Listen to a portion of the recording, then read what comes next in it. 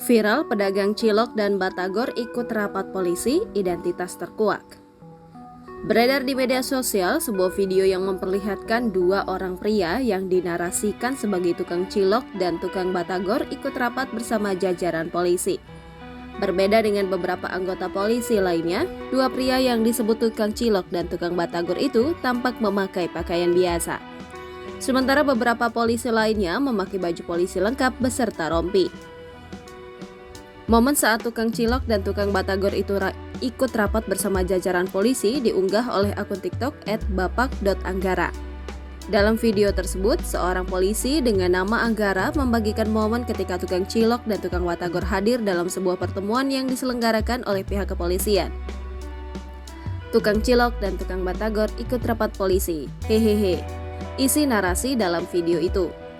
Terlihat sejumlah anggota polisi yang duduk di bangku, beberapa mengenakan rompi polisi lalu lintas, sementara yang lain mengenakan kemeja hitam dan ada yang berpakaian kasual.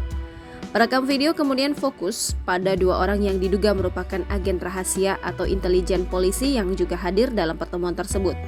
Kedua individu tersebut terlihat berpostur gempal dengan rambut panjang dan wajah tegas.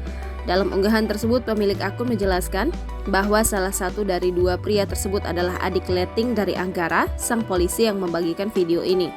Mereka sudah lama tidak bertemu setelah rekannya itu bergabung dengan intelijen. Namun diketahui kini akun TikTok tersebut sudah terkunci dan tidak bisa diakses lagi.